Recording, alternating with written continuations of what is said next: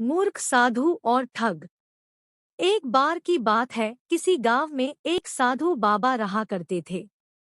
पूरे गांव में वह अकेले साधु थे जिन्हें पूरे गांव से कुछ न कुछ दान में मिलता रहता था। दान के लालच में उन्होंने गांव में किसी दूसरे साधु को नहीं रहने दिया और अगर कोई आ जाता था तो उन्हें किसी भी प्रकार से गांव से भगा देते थे। इस प्रकार उनके पास बहुत सारा धन इकट्ठा हो गया था।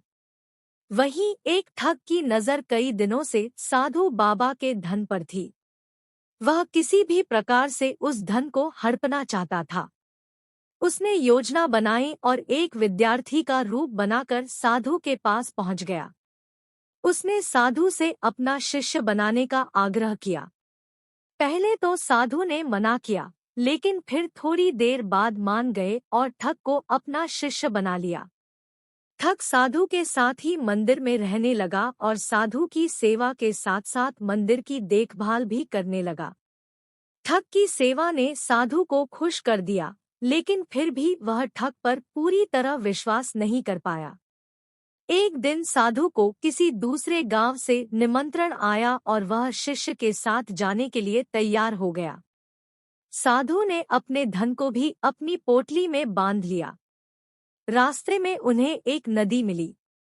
साधु ने सोचा कि क्यों न गांव में प्रवेश करने के पहले नदी में स्नान कर लिया जाए।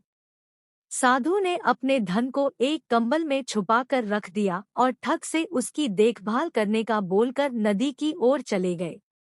ठग की खुशी का ठिकाना नहीं रहा।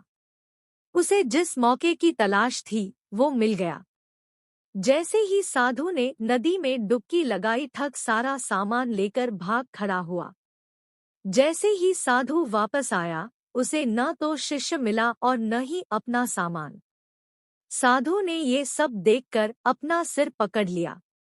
कहानी से सीख। हमें इस कहानी से यह सीख मिलती है कि कभी भी लालच नहीं करना चाहिए और न ही किसी की चिकनी चुपड़ी बातों पर विश्वास करना चाहिए। Like, share and subscribe my channel and also press the bell icon for being updated.